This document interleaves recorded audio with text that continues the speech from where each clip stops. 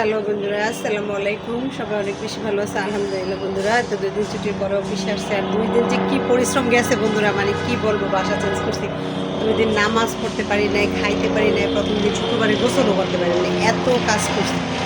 মানে লেবার নিচ্ছি 2 জন, লোক নিচ্ছি আর কি, ওই যে যারা ব্যাঙ্গারিওয়ালা ওরা 2 জন, 2 ছেলে আমি, সবাই মিল্লা। তার মানে একটা ঘরে আসলে নাই নাই করে কিন্তু অনেক জিনিস বের হয় যখন ঘরটা পাল্টায়। ঢাকা শহরে এটা সবচেয়ে বড় বেদন যে ঘর পাল্টানো।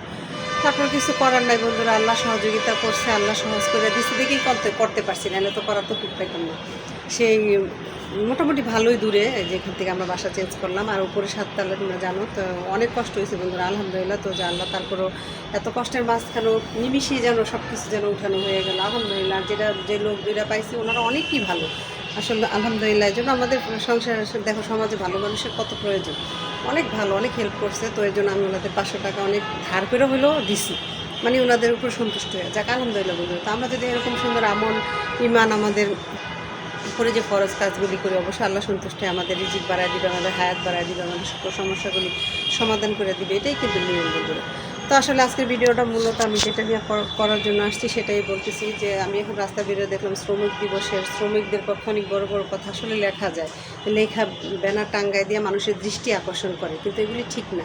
আমাদের যে প্রাপ্যটা আমরা কি আসলে সেটা পাই? আমাদের যে সম্মান তো দূরের কথা, আমাদের যে পারিশ্রমিক ওটাই কিন্তু আমরা পাই না বন্ধুরা। তো আমরা চেষ্টা করবো, আপনারা তো বড় বড় ব্যানার না টাঙ্গায় আপনারা চেষ্টা করেন মন থেকে আমাদের পাশে থাকার জন্য, আমাদের ন্যায্য যে অধিকারটা ওইটা আসলে দেওয়ার জন্য। দেখেন, আমি সীমিত আয়ের একটা মানুষ, তারপরেও শ্রমিকরা আমার কাজটা করছে সন্তুষ্ট, আমি তাদেরকে 500 টাকা বেশি দিছি, ধার করে কিন্তু, যেটা সত্যি কথা, তারপরেও দিছি। কিন্তু আপনারা আমাদের কাজের উপর সন্তুষ্ট কখনোই আমাদেরকে এইভাবে আমাদের ন্যায্য পাওনাটা দেন না, বরঞ্চ পারলে আমাদেরকে একটু কাজ বেশি করান, কিন্তু আমাদের টাকা দেওয়ার সময় আসলে আপনাদের তো হাতটা অনেক ছোটো হয়ে যায়, মনটা তো ছোটো আপনাদের অবশ্যই।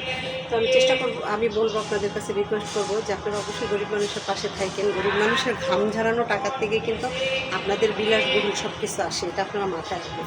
তো অবশ্যই বন্ধুরা পাশে থেকে লাইক দিয়ে সাবস্ক্রাইব করে প্লিজ বন্ধুরা। আসসালামু আলাইকুম।